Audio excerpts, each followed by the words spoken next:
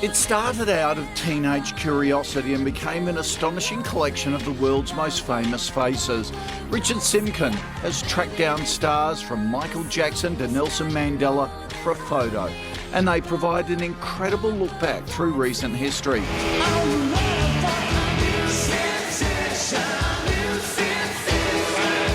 When he was still at school, Richard went to a recording studio to see In Excess and struck up a friendship with Michael Hutchence that would last almost a decade. He met Hollywood's biggest stars, including Al Pacino, Charlize Theron, and the late Robin Williams and Heath Ledger. He's also rubbed shoulders with music royalty from U2 to Bon Jovi and Katy Perry. A Sydney man who has spent his life taking happy snaps of the rich and famous could soon be a star himself.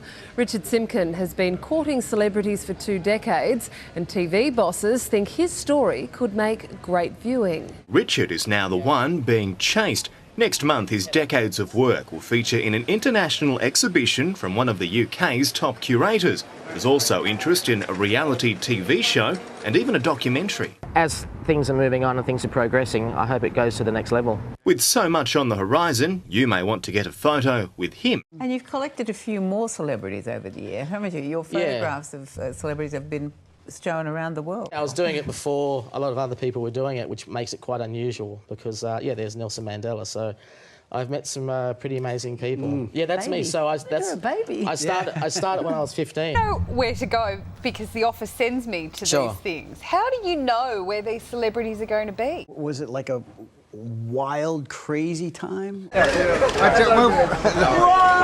at that! Always great to talk to you on the couch. Always a pleasure. Thank you. Thank you. Thanks for coming. You've got more front than Maya, haven't you? You have to, don't you? You have to. Yeah. Would you like a selfie with us? What do you do? Yeah. No, he's skipping the question. He actually just that. went. All veils and misty, streets are blue. Almond looks, that chill divine. Some silken moment goes on forever, and we're leaving broken hearts behind. You mystify me,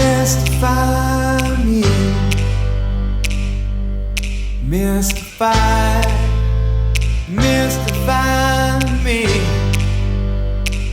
I need perfection, some twisted selection that tangles me to keep me alive in all that exists, but none has your beauty.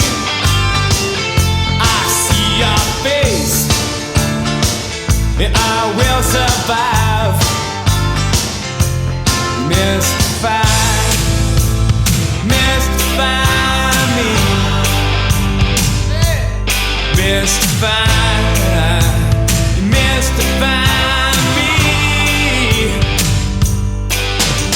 Eternally wild with the power to make every moment come alive. All those stars that shine upon you, where they kiss you every night. All veils and misty streets are blue. Almond looks, that chill divine. Some silken moment goes on forever, and we're leaving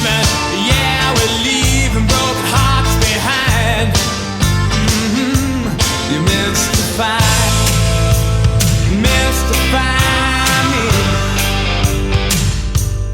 mystify.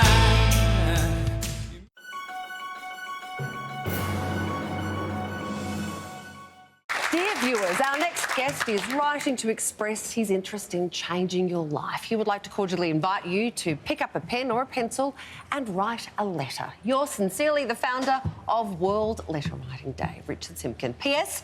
He's sitting here on the couch. Nice to see you. Nice to see you. You brought along beautiful Ollie as well. I did. Your letter enthusiast son. Why do you think bringing back the lost art of letter writing is so important? Oh, I just think it's extremely important to, continue to write letters. I was watching your show about 2 weeks ago and you guys were talking about the NAPLAN results. Yes. And kids just aren't writing letters like they used to, and the handwriting's gone downhill. The results in NAPLAN are showing that as well. So I'm going out to schools and doing letter writing workshops, trying to get kids to write letters again. And letters are so personal, you have to sit down and think about what you want to say to somebody. Why are you guys writing letters? Richard, what's going on? Have I travelled back in time? Why is everybody writing letters? People are writing letters because they're really enjoying writing letters. So I founded World Letter Writing Day in 2014, and I go to schools and I teach kids about writing letters, and they're loving it. Yep, Richard wants to bring back letters. He reckons a handwritten letter is a really good way to communicate, because unlike emails or instant messages, which you can write and send off really quickly, you really have to think about what you're going to say.